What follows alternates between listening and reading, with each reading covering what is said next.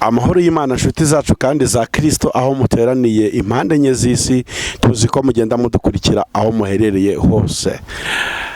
Wowe wemeye kugikurikira ibiganiro by'Iyobokamana TV, dukomeje kugushimira kandi ntiduhema kubikora ndetse no kugusengera kugira ngo ubugingo bwawe bukomeze gukura muri Kristo Yesu. Turi ku Iyobokamana TV rero nk'ibisanzwe, muzi ko tugenda tubazanira abakozi b'Imana bagiye batandukanye mu ngeri zose cyangwa muri domaine zose z'Iyobokamana kugira ngo bahembure imitima y'abantu bashaka gukura mu by'umwuka, bashaka kumenya birushaho ubwiru bw'Imana. Rero uwo muvugana ubu ngubu ni BKM, tugiye kujya tubana muri Iyobokamana TV programme.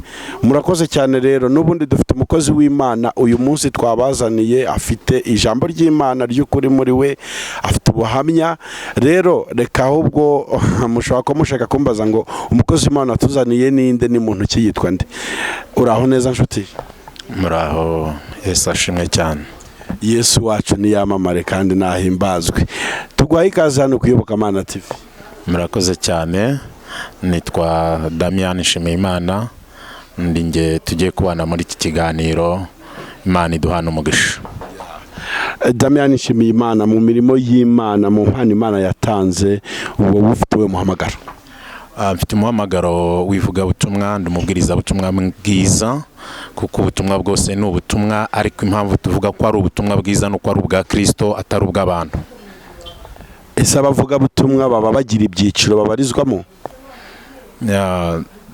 Birashoboka, kubera ko umuntu wese akora nk'uko yahamagawe, kandi kuko ubwami bw'Imana ari bugari kandi ari bunini.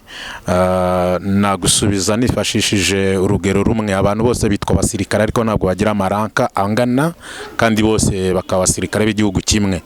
No mu bwami bw'Imana niko biri, twese turi abakozi b'Imana ariko mu bice no mu buryo butandukanye. Imana igumugisha cyane. Nshimiyimana Damian aragira uti abantu bose bakorera Imana bagiye bafite imihamagaro itandukanye nk'uko twagiye duhamagarwa. Uyu munsi uje kutuganiriza nk'umuvuga butumwa bwiza bwa Yesu Kristo, ndetse kandi uza kudusangiza n'ibihamya wahuriye nabyo muri urugendo bishobora gufasha abandi bizera bari guca mu nzira nk'iyo waciyemo. Sibyo? Niko bimeze, kandi ndizera ko turi bugirane ibihe byiza. Yesu aguha umugisha. Rero reka ndeke kwizimba mikrofoni kuko sinjye ugiye kuvuga, ahubwo duhe Damian umwanya kugira ngo aduhe iby'Imana yamutekereye kuduha. Bon appétit, niko nababwira mwese. Damian, watangiye ukatuganiriza. Murakoze cyane. Nk'uko abivuze, reka twinjire mu ijambo ry'Imana ho gato kugira ngo nse nusegura ubuhamya nshaka kubaha, kuko ijambo ry'Imana ritubwira ko ibintu byose bikwiye kugira fondation, kandi fondation y'ubutumwa bwiza ni ijambo ry'Imana. Rero turasoma inkuru zo mu gitabo cy'Abacamanza. Abacamanza ni ibice 11. Duhere ku murongo wa mbere turebe icyo ijambo ry'Imana rivuga, hanyuma tuze kurisanisha n'ubuhamya nshaka kuza gusoza mbabwira. Biravuze ngo nuko Yefuta w'Umugeleyadi yari umunyembaraga w'intwari, kandi yari umwana wa Maraya, kandi Geleyadi niwe bamubyaranye. Ariko umugore wa Geleyadi yamubyarira abahungu. Abo bamaze gukura birukana Yefuta, baramwerurira bati nta mugabane ufite mu bya data, kuko uri umwana w'undi mugore. Nuko Yefuta ahunga bene se, ahungira mu gihugu cy'Itobu, aturayo. Maze Yefuta ateranya abantu b'inguguzi cyangwa se b'abanyembaraga bakajya batera abandi. Hahise iminsi Abamoni barwanya Abisiraheli. Nuko Abamoni bakibarwanya, abakuru b'Geleyadi batuma kuri Yefuta ngo acikuke ave mu gihugu cy'Itobu. Baramubwira bati ngwino ube umugaba wacu tubone uko turwana n'Abamoni. Yefuta abwira abakuru b'Geleyadi ati mbese simwe mwanyanze mukanyirukana mu bya data? Niki gituma muza kunshaka ubu kuko mubabaye? Nuko abakuru b'Geleyadi basubiza Yefuta bati igitumye tuguhindukiriye ubu ni ukugira ngo tujyane tubone uko turwana n'Abamoni. Nitumara gutsinda uzaba umutware wacu, utwara abaturiye Geleyadi bose. Imana y'amahoro ishimwe. Izi nkuru dusomye ni inkuru z'umugaragu w'Imana Yefuta, wavutse nk'uko abandi bana bose bavuka. Avuka atabigizemo uruhare, avuka nk'uko umubyeyi wese atwita akavuka, akabyara umwana mu mezi 9. Yefuta nawe aza gusamwa nta ruhare yabigizemo, ariko asamwa mu buryo busa naho isi yakwita ko bunyuranyije n'amategeko, kuko birumvikana ko yabyawe n'umugabo wari ufite undi mugore. Hanyuma Yefta amaze kuvuka, umugore w'isezerano wa mugabo ari we se wa Yefta abyara abandi bahungu. Bibiliya iravuze ngo aba bahungu bamaze gukura birukana Yefta, baramubwira ngo nagende ave mu byase kuko ari umwana w'undi mugore. Bisobanuye ngo Yefta yaranzwe, yewe ndetse yanavutse mu gihe natekereza ko abantu batari bamukeneye, mu gihe kinyuranyije n'icyo yarakenerewemo. Agize ngo arakuze, abandi bavutse bakabaye bavandimwe be bamwereka impamvu bashingiraho badashobora kumwihanganira ngo babane, ariko izo zari impamvu z'abantu. Ku Mana umugambi wayo kuri Yefta wari ukomeje. Ndagira ngo mwebwe mwese munkurikiranye bene data nshuti z'umusaraba, mbibutse ngo nta muntu ubaho ku bwa accident. Umuntu wese ariho kubera ko Imana yashatse kwabaho. Umuntu wese ariho kubw'umugambi w'Imana, kandi umuntu wese ari mu isi ku bwa mission Imana ishaka ko azasoza. Mission yawe rero ishobora kwitandukanya n'iyanjye, kandi mission yanjye ishobora nanone kubitandukanye n'iyundi umwe muri mwe. Ariko nshuti y'umusaraba, ntabwo Imana yakurema, ntabwo Imana yakuzana mu isi, ntabwo Imana yakujyana mu kintu biri aho ngaho gusa bidafite umumaro, idafite icyo ishaka kugukoresha aho ikujyanye no muri ibyo bintu ikujyanyemo. Nibwo buryo natwe turi aha ngaha kugira ngo dukore icyo Imana yatuzaniye muri uyu muhamagaro w'ivugabutumwa. Yefta, Bibiliya yavuze ngo amaze kumva ayo makuru yuko bene se bamwanze, ngo ahita ahungira mu gihugu cy'Itobu. Ageze Itobu aturayo, ngo ateranya abantu b'abanyembaraga cyangwa se b'inguguzi, ngo bakajya batera abandi. Imana yaremye Yefta, Imana idakiranirwa ngo yibagirwe imirimo, Imana izi ikigambiriye gukora. Ku buzima bwawe wo nkurikiranye, hari icyo Imana igambiriye gukora. Icyo nicyo gituma ikurinda amanywa nijoro, icyo nicyo gituma ugezeje amagingo aya. Suko ibikwica n'ibikurwanya bitabonetse, suko ibibuza umugambi w'Imana gusohora bitabonetse kuri wowe, ariko Imana igenda ikurinda, Imana igenda ihagarana nawe, Imana igenda ikurwanirira kugira ngo mu gihe gikwiriye izasohoza umugambi wayo kuri wowe, kugira ngo nawe ubone uburyo usohoza icyo Imana yakuremeye. Imana y'amahoro iguha umugisha. Ndagira ngo nguhumurize nkubwire ngo si impamvu z'ibikurwanya, si impamvu z'ibyo uri gucamo. Oya, ntiwigirire nabi, amateka yose arahinduka. Ntiwigirire nabi, niryo jambo nkuzaniye. Nje kuganira nawe nkubwira ngo humura, nta mateka adahinduka iyo umuntu yubashye Imana, nta mateka adahinduka iyo umuntu yizeye Imana, nta mateka Imana idahindura iyo umuntu abanye neza n'Imana. Imana y'amahoro ibagirire neza, kuko byari mu bushake bw'Imana. Ibi byabaye kuri Yefta ntabwo bizatunguye Imana. Imana yari izi ko Yefta azavuka, yari izi ko bene se bazamwanga, yari izi ndetse ko azahungira no mu iki gihugu cy'Itobu, yari izi neza ko ibi byose bizamushyikira, ariko ifite aho yabitse ibanga ry'imbaraga zayo kuri Yefta. Nawe nkurikiranye rero, hari ahantu Imana yabitse ibanga ry'imbaraga zayo ku buzima bwawe. Amaso yawe atabona, amaso y'abakureba atabona, ibikurwanya bitareba ngo bibone, kuko hari ahantu Imana ubwayo yabitse ibanga ry'imbaraga zayo kuri wowe, zizakurwanirira, zizagushyigikira, zizagufasha kugira ngo ukore icyo Imana yashatse gukora mu minsi yo kubaho kwawe. Rero Yefta amaze kugera Itobu, ngo aturayo, ateranya abantu b'abanyembaraga bakajya barwana n'abandi. Imana irangije ishyira urwango hagati y'Abisiraheli, bamwe birukanye Yefta n'abitwa Abamoni. Ngo Abamoni Imana iba mu ruhande rwabo, batiza imbaraga, batera Abisiraheli bakabatsinda, bakabarwanya, bakabamerera nabi. Ngo amakuru aza kumvikana, nshuti y'umusaraba, amakuru ajya amenyekana, yaba meza cyangwa mabi, ariko amakuru tukiri muri iyi si, amakuru arumvikana. N'amakuru ya Yefta yaje kumvikana rero, agera muri bene wabo bamwanze, bamenya ko Yefta afite uko abayeho, bamenya ko Yefta afite imbaraga, bamenya ko Yefta afite ingabo, bamenya ko Yefta batakiri wa wundi batekerezaga mu ishusho y'umwana wa maraya, babona ko Yefuta afite umumaro mu gihe barimo. Nshuti y'umusaraba, birashoboka cyane ko mu gihe urimo hari ibintu byinshi, hari abantu benshi bashobora kuba barakurebye bakabona ko ntacyo umaze, nta mumaro ufite, nta gaciro ufite, ariko tuza ucejeke, ni igihe cyawe kuri bo. Ariko hari ikindi gihe Imana yaguteguriye, yabitse amaso y'abantu atareba, atabona, ndetse n'ibihuri kunyuramo nawe ubwawe bishobora kuguhinyuza, bikakwereka ko nta gihe cyiza gihari, bikakwereka ko nta gihe uzagira umumaro gihari, bikakwereka ko ntacyo uzigezaho. Ariko Imana iri mu ruhande rwawe. Hari ahantu ibitse imbaraga zo kudutabara, hari ahantu ibitse imbaraga zo kugaragaza agaciro kayo muri wowe abantu batabona. Rero n'abantu bo mu muryango wa Yefuta ntibari bazi ko Yefuta hari kizima yazagira, kuko bamwirukanye nk'abirukana umuntu wese udafite icyo amaze. Tuvire hano, nta mugabane ufite mu biza data, uri umwana wa maraya, uri umwana w'undi mugore, donc tuvira hano ntacyo uzavamo.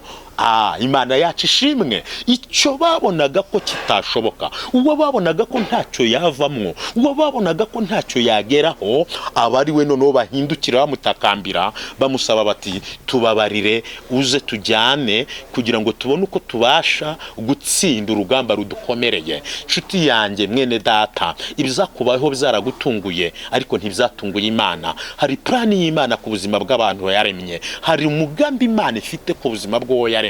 Ntabwo Imana ari umuntu, ntabwo Imana ari umuntu uvuga ibyo atazakora, ntabwo Imana ari umuntu unanirwa. Oya, aho abantu tunaniriwe niho gukora kw'Imana kugaragarira. Ntabwo na Yefuta ubwe kuri uyu munsi yirukanwa, yagiye yaharatekereza atari ku bundi nabereyeho iki, yagiye yivovota mu mutima we kuko yabonaga hari sisa naho mwanze. Oya, nshuti y'umusaraba, ibiri kukubaho nonaha ntibikwereke ku isi kwanze. Hari urundi ruhande Imana ikubikiye rw'abagukunda. Nubwo abantu bose abuziranye nabo, abakuzi, bashobora kubona ko ntacyo uzabacyo, bashobora kubona ko ntacyo uzavamwo, bashobora kubona ko nta mumaro wawe, ariko kuba ukiri mu ruhande rw'Imana, kuba Imana ikigutije umwuka ugihumeka, kuba ugihumeka, haracyari ibyiringiro byo gutabarwa. Yefuta agenda atazi icyerekezo, Yefuta agenda atazi icyo azavamwo, Yefuta agenda atazi iherezo ry'urwo rugendo, ariko ageze i Tobu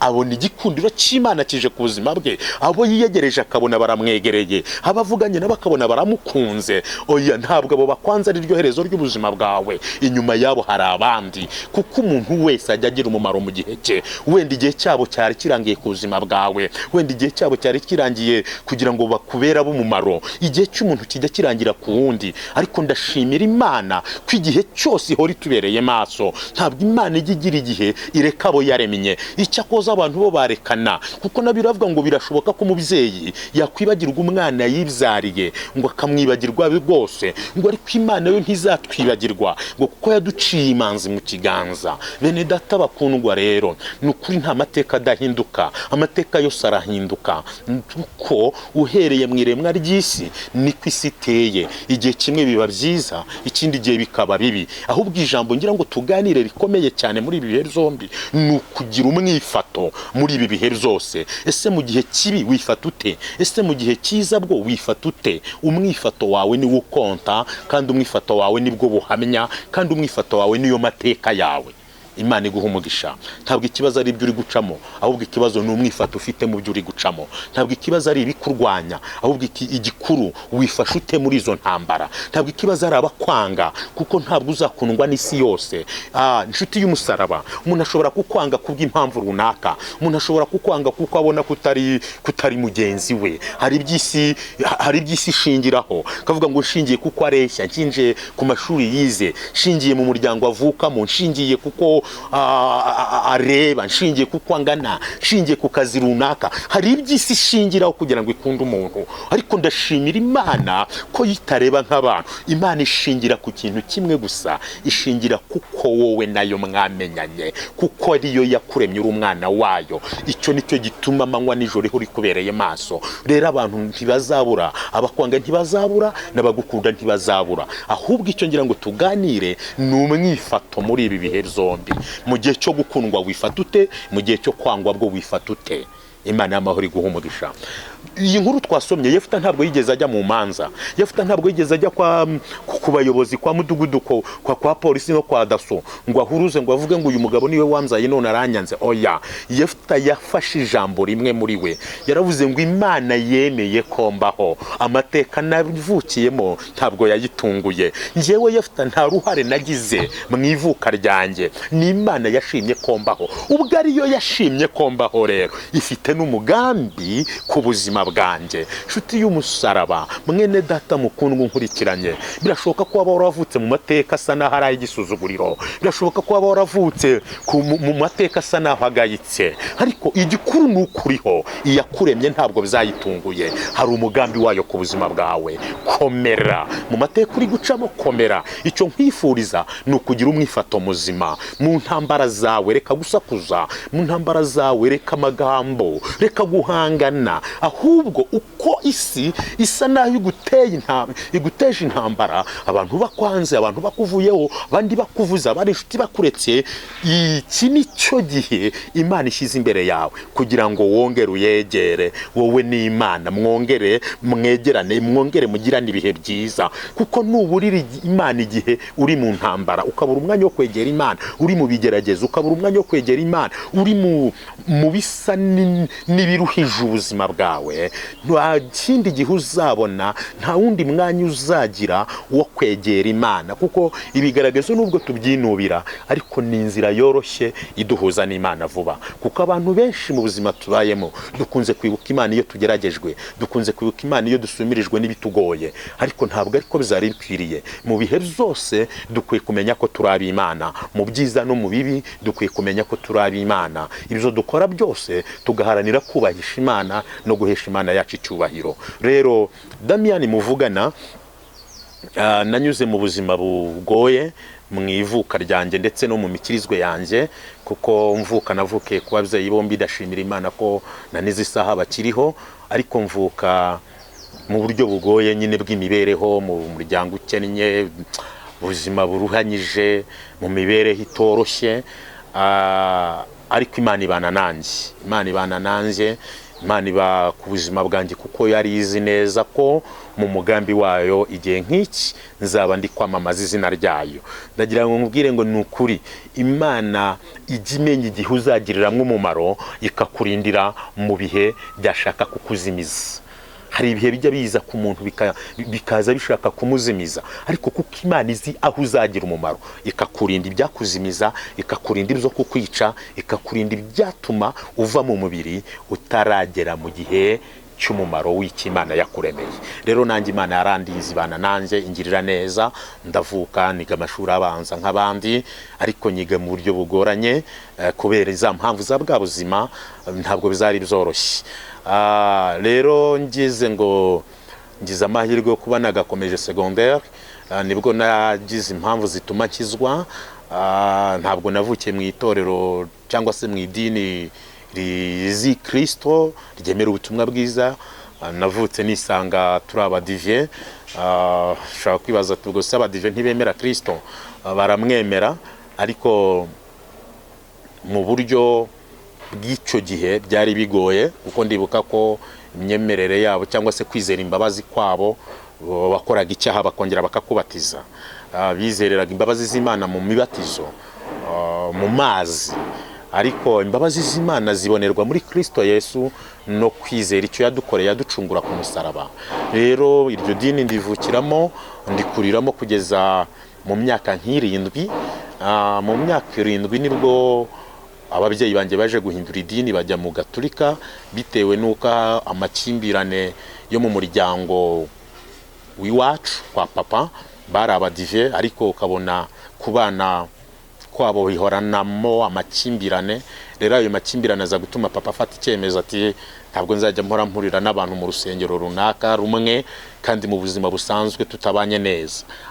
Kuko yari yarashatse mama mukwe mu Gatolika, niko bahise bajya mu idini ry'abagatolika, dukuriraho. Rero nakuriye aho nanjye mu Gatolika, nkura nk'umukirisitu wa Gatolika, ariko nko mu myaka 12, 13 nza kugira amahirwe yo kumenya Yesu, ntamumenyeshejwe n'umubwiriza cyangwa n'umwigisha, nari mu rungano rumwe n'abandi bana, nari mu ishuri, nari muri dortoir. Yesu ansangaho, hanyuma ansanzaho numva ijwi rimpamagara ngo Damian, iki ni igihe cyawe cyo gukirizwamo. Hanyuma rero sinari nzi gukizwa ni ibiki, ntabwo nabyumvaga, ntabwo nabihaga agaciro, kuko nari narakuze batubwira ko Imana y'abarokora ari umuceri na fanta, kuko bajyaga bagira chorus ivuga ngo uwera yangiriye wera. Umukecuru yaranyegereye ko bariho bahimbaza basenga, aranyegera, ngiye kuba mbona ramperuye, ndatungurwa. Akimara kunterura nk'uko umubyeyi yaterura umwana, umukecuru atangira kumbwira amateka yo mu muryango y'iwacu yose, atangira kumbwira inkuru zo mu muryango y'iwacu zose. Nsubiye inyuma gato, icyo gihe maze gukizwa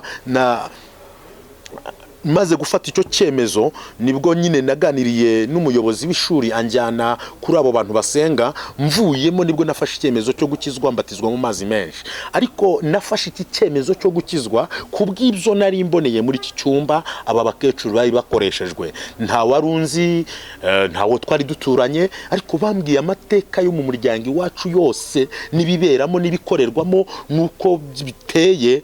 Ndavuga ngo uko bisuko ariko kose iyi ni Imana, kuko niyo ishobora kubinzi gusumba abandi bantu bose. Tuvaho rero mfata icyemezo cyo gukizwa. Ngeze ku ishuri, biba ngombwa ko pasiteri wazaga kubatiza muri icyo kigo nigagaho, ambwira ko ku impamvu z'amateka y'umuryango wanjye ntabwo byari byoroshye. Twaraye umuryango uciriritse ariko ufite izindi mbaraga z'umwijima nyinshi ukunze kwibandamo, kuko nubwo bamwe baragatulika abandi ari abadive, ariko ibintu byo kubandwa, guterekera, ibintu byo kwiringirira cyangwa kwizera Imana zibigirwamana babihaga agaciro cyane, barabyumvaga. Kuko ndibuka ko hari n'igihe munsi wo kuwa kane, hari umunsi wo kuwa kane saa 9 z'amanywa, bajyaga bahura bose ngo bagasenga Imana bitaga iy'umuryango. Rero ntibyari byoroshye ko muri uwo muryango navamo ngo menye Kristo. Ngo umupasiteri niko kumbwira uti wowe uzabatizwa muri vacances igeze. Ntabwo nari kubitungutsa mu rugo, nibwo nabatijwe mu buryo butunguranye. Njya ku rusengero rwa DPR, twari duturanye narwo. Barambaza batuje gukora iki, mbasobanurira impamvu z'ikingenza. Nuko munsi wa mbere ntibabyumva, munsi wa kabiri ntibabyumva, bigera ku cyumweru. Bigeze ku cyumweru, njya mu materaniro yabo mvuye mu misa ya mbere, ko misa ya mbere saa 3 yabaga irangiye, kandi saa 3 nibwo bandi batangiraga inyigisho zabo. Njyayo mvuye mu misa ya mbere, mpageze barigisha. Bamaze kwigisha, mfatwa n'imbaraga z'umwuka wera ntarinzi aho ziturutse. Ndababwira ngo nimutambatiza amaraso yanjye muzayabazwe. Niko guhita bafata abadiyakoni, baramfata banjyana mu cyumba cy'amasengesho. Bangezejeyo, batangira kunsengera, bankubitagura Bibiliya, bati turakwita abazimu bo kwiyoberanya no kurogoya amateraniro. Numvise inkoni zimbiye, ndababaza ariko dayimoni isaba gukizwa ibaho? Nibwo babaye nk'abikanga, baravuga ariko se wa mugani, umuntu wasabye gukizwa bimeze biti? Nibwo twagarutse rero tuvuye aho muri icyo cyumba, numva bariho baratanga amatangazo yuko ku wa gatandatu aribwo bazabatiza abanyamubatizo baramaze igihe biga. Njyewe urumva ntabwo nari narigeze niga, ariko numvaga nshaka kubatizwa. Ku wa gatandatu nanjye nafashe ibishoboka byose, nkoresha uburyo bwose, mfatanya imyenda y'ishuri ndambara, mfata igitabo, mbwira mu rugo ko ngiye gusubira mu isomo, njya aho bagiye kubatiriza. Nakuyemo imyenda, nsigarana ipantaro, nkuramo n'inkweto, kuko bari bubatse utuzu tw'urwambariro kugira ngo abantu bari bubatizwe bambariremo amakanzu bajyanwa kubatizwanya. Nanjye njyaho, hanyuma ngezeyo nshyiramo ikanzu nk'abandi, umurongo wari muremure, nuko ndabatizwa. Nkimara kubatizwa nibwo umuryango wanjye bamenye ibibaye, bamenya ko mbatijwe kubera impamvu za bya bindi by'imyuka mibi babagamo. Mbona bansanzaho, nabatirijwe. Barabaza ngo umbatije ninde? Umupasitori wari umaze kumbatiza. Nuko aragaragara, amaze kugaragara agira ngo ahari bagiye kumubwira turakoze, bamufelicite, bamushimire. nuko batangira ubwamukubita, nanjye baranca mu muryango, nibwo bahise bavuga ngo uhereye uyu munsi ntuzongere kutugarukira mu muryango kiretse niwemera kuva muri ibyo bintu by'abarokore ugiyemo. Rwabaye urugamba rutoroshye, none atangiriye intambara igoye, aribwo buzima butongeye kubasangizaho mu cyiciro cya mbere. Ntabwo byanyoroheye, byari bikomeye.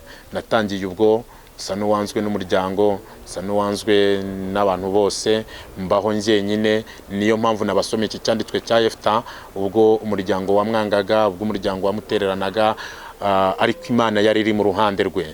Ndagira ngo nkubwire ngo ibyo ucamo byose Imana iri mu ruhande rwawe, bitewe n'umugambi gufiteho, nicyo yiteguye kuzagukoresha. Wowe nonaho utamenya, wowe nonaho utazi, wowe nonaho utasobanukirwa, utaha agaciro, ariko Imana yo kuko ikibitse muri wowe ni nabwo buryo biyitera kukurinda no kukurwanirira kugira ngo izakugeze kuri wa munsi. Rero nanjye Imana yabanye nanjye, irandinda, irandwanirira, imbere Imana, imbere amaboko, aho umuryango utabaye, inshuti zitabaye, y'abavandimwe batabaye, aho ababyeyi batabaye, Imana imbere amaboko, Imana yacu ihimbazwe. Nuko rero natangiye urugo rugamba, mba mu buzima butafite icyerekezo, mba mu buzima budafite adresse, mba mu buzima butagira aho ntaha. Vakansi irangiye nsubira ku ishuri. Mbibutse go mbamaze kumbwira ibyo byose, ni nabwo bafashe ibikoresho byanjye byose babishyiramo peteroli baratwika, kuko bumvaga ko ntagikenewe kiretse nemeye kugaruka kuri iyo Mana, ibyo bita Imana y'umuryango. Ariko ndashimira Imana ko hejuru y'ibigirwamana byose hari amaboko akomeye y'Imana, hari umugambi ukomeye w'Imana gusumba ibyo abantu bibwira. Nakomeje kurwana iyo ntambara, njya ku ishuri nta kintu na kimwe mfite, ngerayo ari ibintu bigoye kandi biruhanyije. Ngezeyo ubuzima bukomeza kuba ubuzima, niga muri ubwo buryo, muri iyo situation urumva nta gikoresho, nta kayi, nta mwenda, nta kintu na kimwe. Nibwo buryo baje kumenya ko nasubiye ku ishuri. Hanyuma bamaze kubona ko nasubiye ku ishuri, ko babonaga muri quartier ntakirirwa nzerera, aravuga ati uyu mwana asubiye ku ishuri, bamenya amakuru. Papa aza kunsangayo, ansanzeyo, ngira ngo ahari umubyeyi yisubiyeho, naho kuko nigaga ndasabwa kwishyura school fees cyangwa se amafaranga y'ishuri bitewe n'impamvu zuko nari naratsinze neza. Araza abwira directeur ko adashaka ko nkomeza kwiga, ndatanga amafaranga y'ishuri kandi hari imfubyi nyinshi, hari abantu benshi bababaye bagomba gufashwa. Aravuga ati rero Damian mumukure kuri liste, kuko nifuza ko nzajya mwishyurira, ahubwo umwanya we ukajya mw'imfubyi idafite uwo kuyitaho no kuyireberera. Turi kuri ensemblema tusoje tugira ngo dutangire amasomo twinjira mu mashuri, nibwo directeur yambivuze ngo Damian asigare, barambwira ngo ningende njye mu muryango nzana amafaranga y'ishuri kuko data yabisabye. Biba ngombwa ko nganira na directeur. Abarokore twasenganaga mu kigo bari bazi ubuhamya bwanjye ho gatoya bw'uburyo bimereye, nabo bambera bahamya, babwira directeur bati twebwe rwose Damian navaha mutabanje kumuha umwanya wo kugira ngo ababwire amateka n'amakuru yahuye nayo kuva avuye muri vacances, ntabwo turi bubyemere.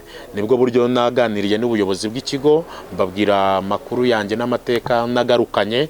Baravuga bati nta mpamvu noneho ubwo ari uko bimeze, komeza wige.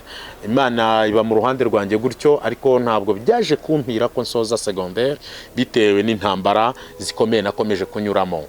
Hagati aho ubwo no mu rugo iwacu nubwo byameze bityo, nabwo muri wa muryango mu bavandimwe bari bafitanyemo amakimbirane atoroshye, ku buryo nabo basaga n'abahangana. Nuko birarangira cyo gihembwe ndiga, ariko niga bigoye. Baza kongera kumpamagara bambwira ngo bansabe imbabazi kubera ko babonaga ko maramaje.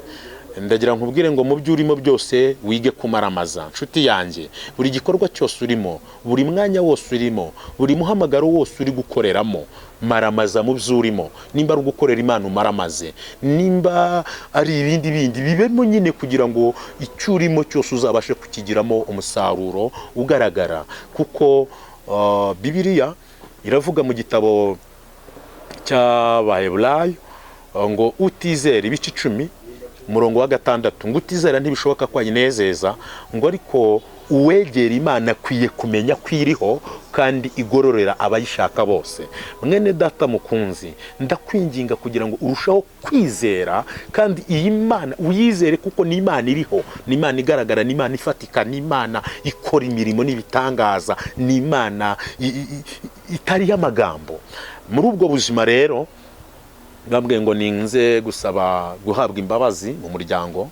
Naragiye maze kugerayo nsanga bateguye gahunda yo kungirira neza kugira ngo bagaragaze imbaraga z'Imana. Mbyise kungirira neza ariko ko ari ukungirira nabi. Aha mubona nkoze, murahabona inkovu, ababyitegereza. Iyi ni inkovu nakuye muri uwo musaruro, kuko barambwiye ngo ningende nge kundi muvandimwe wa data kugira ngo abariho baza kunsanga mu gitondo. Mpageze nsanga bateguye gahunda yo kugira ngo banyice, kuko donc ntacyo nari nkivuze mu muryango wabo, ntacyo nari nkimaze. Bantaye mu mazi, mazi yateguwe nka yo gukora ubugari, amazi yahiye yabize, bantamo. Hanyuma bantamo bafite umugambi wo kugira ngo mfe, ariko Imana ikinga akaboko. Ni ko gushya, izi ni inkovu yanze gukira, n'ahandi ku mubiri hari izindi. Hanyuma mateka mbwira ko najyanywe kwa muganga mu mufuka, mu masashe, kuko nta hantu bari kubona baterura umubiri, nari nabaye inyama gusa. Umuganga wamvuraga ngaruye ubwenge nyuma y'umwaka n'amezi 2 ndi mu bitaro ntazi kinjira n'igisohoka, nibwo yambajije ngo uri muntu ki? Ndamubwira ati ndi umukristo kandi nizera Imana. Arambaza ngo usengera muri babandi batitira ngo bavugana n'Imana cyane? Ndamubwira ati yego. Arambwira ngo Imana yabo uyikomereho, kuko ibyica abandi ntibibabasha, bitewe nuko yanyakiriye meze, kuko hari nabanje no kunyanga avuga ngo nta nyama babatumye, kuko yabonaga ari inyamasa. Hanyuma rero nyuma y'umwaka n'amezi 2 ndagaruka, niwe wuyu muvugana, niwe nge. Aho niho natakarije urugendo rwo gukomeza kwiga, kuko ntabwo byari binyoroheye. Imana iba mu ruhande rwanjye, ndakira ndagaruka, kugira ngo igihe nk'iki nkomeze kuvuga ubutumwa bwiza. Ndashimira Imana rero ko yabaye mu ruhande rwanjye, ndashimira Imana ko ibyo yabikoze.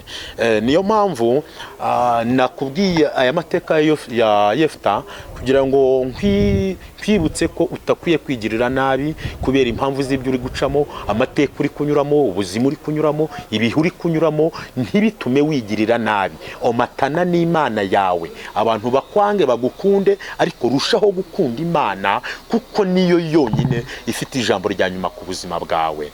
Ubwo buzima bwararangiye buratambuka buvaho.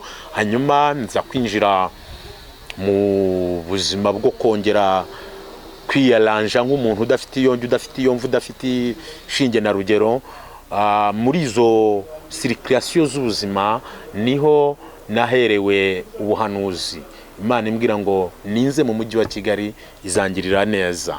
Amateka y'ibyo nahuriye nabyo mu mujyi wa Kigali n'ubundi buhamya nzabaha ku kindi gice kikurikira, ariko nje muri Kigali nabwo ntabwo byanyoroheye. Naje niringiye amaboko y'abavandimwe, amaboko y'umuryango nanone wari utuye muri Kigali, ariko nta na bamwe banyakiriye, kuko byarangoye, byarankomeranye.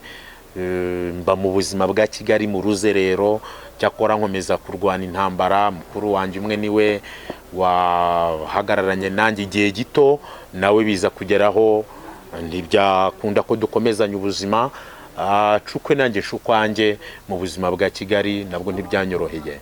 Rero iki gice cya mbere reka tuse n'abagisoreza aha.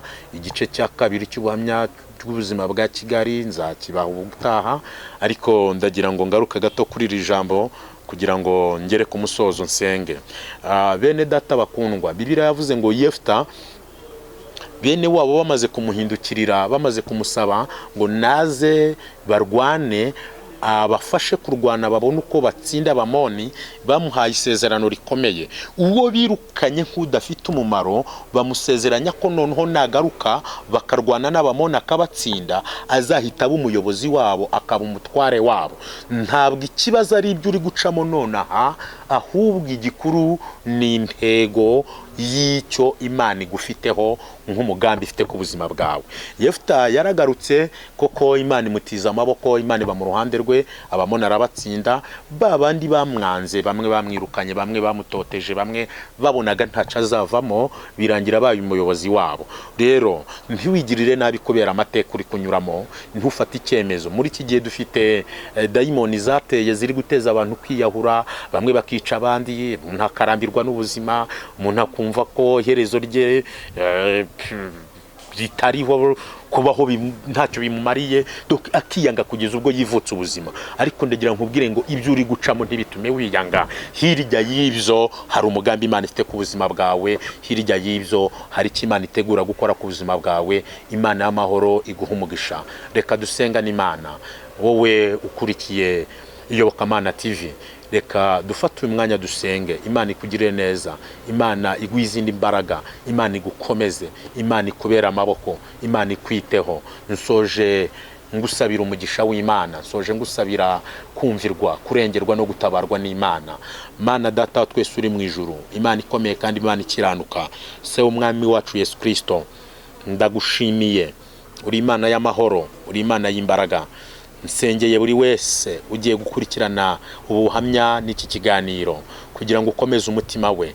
Hari ibyo yaba ari gucamo bigoye, hari ibyo yaba ari kunyuramo biruhije, hari ibyo yaba ari kunyuramo bikomeye, hari ibyo yaba ari kunyuramo mwami, umutima we ugasa naho uguye isari rwose, akumva ko kubaho ntacyo bimumariye, akumva gupfa aricyo cyamubera cyiza. Ariko ndasenze ngo imbaraga z'Imana, umwuka w'Imana, gukora kw'Imana kubane na buri muntu wese ugiye kumva ubuhamya. Yongeragirira Imana icyizere, kuko uri Imana yo kwizerwa, kandi ubuzima bwe ubusubizemo amahoro, kuko ne Imana itanga amahoro. Urakoze kuko ari we wumva gusenga, kandi mbisabye niringiye izina ry'umwami wacu Yesu Kristo.